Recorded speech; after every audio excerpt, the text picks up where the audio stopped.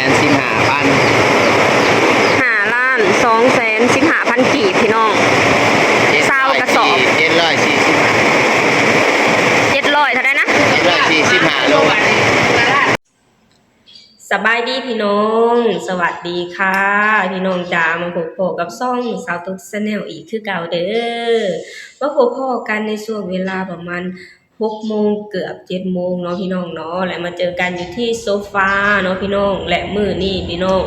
ทางบ้านของสตุ๊กพากันปรึกษากันเนาะพี่น้องว่าจะพากันเอาข้าวลงไปขายเนาะพี่น้องเพราะว่าช่วงนี้ข้าวอยู่ที่บ้านของสตุ๊กน่ะราคาเริ่มสูงเนาะพี่น้องคือแบบว่าราคาช่วงนี้น่ะแบบว่าหอมหวนเลยแหละพี่น้องบัดนี้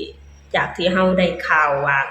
อยู่ที่ประเทศกัมพูชาเนาะพี่น้องข้าวของเขาเจ้าน่ะแทบสิบ่เป็นราคาเลยเนาะพี่น้องหลังจากที่ประเทศไทยได้ปิดด่านลงก็คือสินค้าในหลายๆสินค้าก็เริ่มบ่เป็นราคาเนาะพี่น้องไหนจะเป็นข้าวไหนจะเป็นพวกผลไม้เนาะพี่น้องแทบสิบ่เป็นราคาเลยเนาะพี่น้องเนาะแต่ว่าในช่วงนี้พี่น้องอยู่ที่ประเทศลาวเขาเริ่มเป็นราคาเริ่มขึ้นแล้วเนาะพี่น้องเนาะครอบครัวสาวตุ๊กก็เลยพากันปรึกษากันเพื่อจะเอาเขาลงไปขายเนาะพี่น้องเนาะไปพี่น้องเดี๋ยวเราไปเบิ่งไปนำกันเนาะพี่น้องว่าเขาอยู่ที่ประเทศลาวล่าสุดในวันนี้ราคาจะเท่าใดเนาะพี่น้องเนาะแต่ว่าสาวตุ๊กได้ยินข่าวๆมาว่าราคากะค่อนข้างสูงจากเมื่อก่อนค่อนข้างหลายเนาะพี่น้องจากที่เมื่อก่อนนั้นราคาประมาณ 5,000 กว่าเนาะพี่น้องแล้วมาตอนนี้เฮาไปเบิ่งไปนำกันพี่น้องว่าราคาเขาวันนี้ล่าสุดอยู่ที่ประเทศลาวจะราคาเท่าใดเนาะพี่น้องเนาะป้าพี่น้องเดี๋ยวเฮาไปเบิ่งไปนำกันเลยเนาะพี่น้องเนาะเอาต้องพ้องก่อนเหรอต้องพ้องก่อนเหรอนั่นเทียมเลยเทียมฉันจะขายเศษมันบ่อยากขายเศษขายเศษมันมีเศษโอ้7 โมงครึ่ง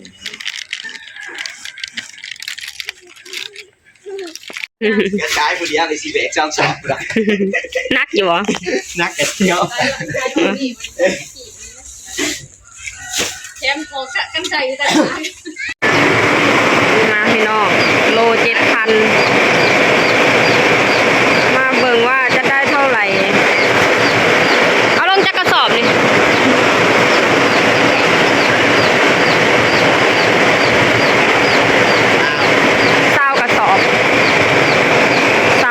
เนาะพี่น้องโล 7,000 มาเบิ่งกันว่าจะได้เท่าไหร่เนาะพี่น้อง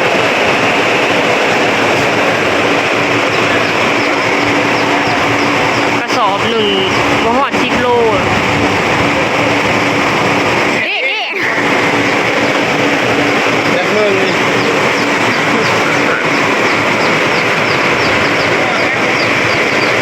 2 กระสอบได้70 โลพี่น้อง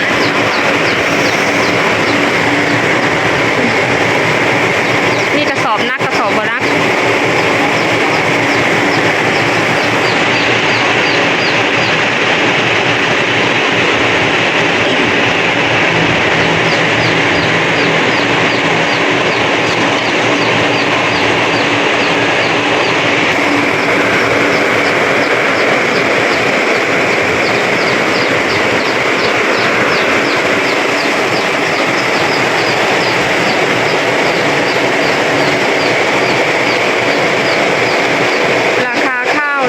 วันนี้โลละ 7,000 เด้อพี่น้องเว้ย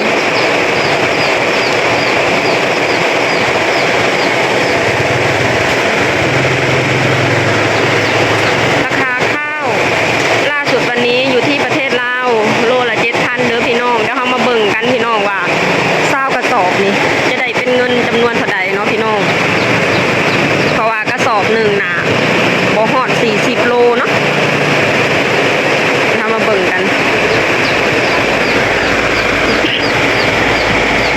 สอบหนึ่งได้30 ปลายโล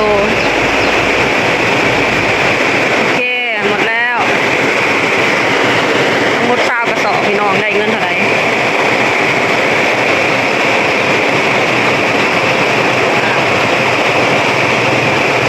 เบิ่งกัน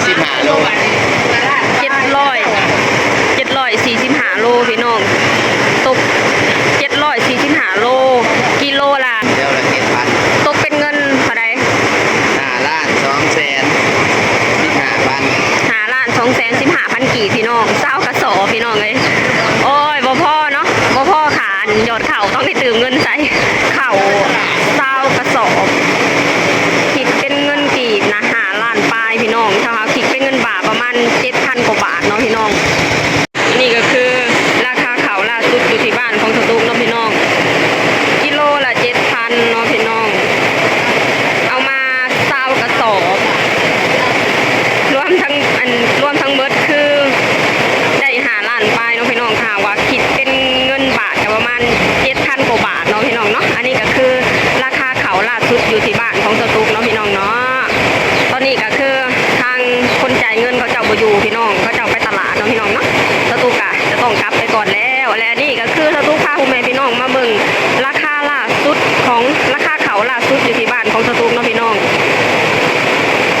โอเคพี่น้องสำหรับคลิปนี้สตูเองก็จะขอจบลงตรงนี้ก่อนเด้อฝากให้พี่น้องช่วยกดไลค์กดแชร์กดติดตามในช่องสตูชาแนลหน่อยเด้อสบายดีสวัสดีค่ะได้เท่าไหร่ นี่พี่น้องอันนี้คือเงินขายเขามาด้วยพี่น้องเด้ออันนี้คือบิน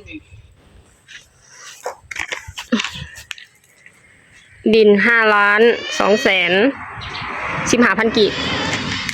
เป็นไงพี่น้อง ว้าได้เงินเป็นตับพี่น้องเลย ขายเขาอยู่ประเทศลาวนะพี่น้องเศร้าสดจ้า ซาวสอบได้ เคยเอาทีโอ้ยมากับพ่อมาจากคน ซาวสอบได้5 ล้านปลาย เศร้าสอบด้วยเงิน5 ล้านนะพี่น้องขายเขาอยู่ประเทศลาวคิดเบิ่งคิดเป็นเงินบาทประมาณเท่าไหร่วันนี้ 7,000พังเป็นเงินกีบนี่ป้า5 ล้านโหน้องพี่น้อง พังเป็นเงินกีบเนี่ยก็ได้ตกใจเด้เบลขายเขาอยู่ประเทศลาวขึ้นมากระเดียกกระโดดเดี๋ยวพอพังเป็นเงินกีบแค่นั้นแหละ7,000เองเงินบาท 7,000 บาทนี่แหละพี่น้องเขา20 สอบได้745 กิโลเนาะพี่น้องกิโลละ 7,000 กีบเด้อพี่น้อง7,000 กีบในการที่เป็นเงินบาทกับกิโลละ10 บาท 24 สตางค์เนาะอันนี้ก็ได้อยู่7,000 กว่าบาทนี่นะมันขาดแล้วลูก5 ล้านเนี่ยค่ะ ซาวกระสอบได้เงิน7,000พี่น้องเงินแทนเป็นคนนี้เนาะพี่น้อง อันนี้ถือว่ามันขึ้นแล้วนะนี่เนาะ ขึ้นแล้ว รอบลังนะเท่าใดก็รอบหลังนะใช้5,000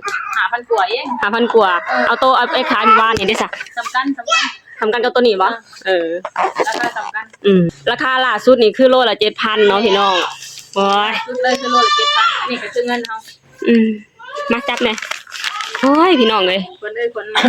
คนมาคำว่า5 ล้านพี่น้อง5 ล้านกีบ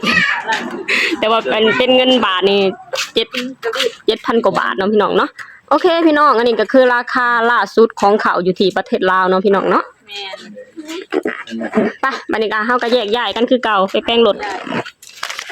โอเคสิกินบ่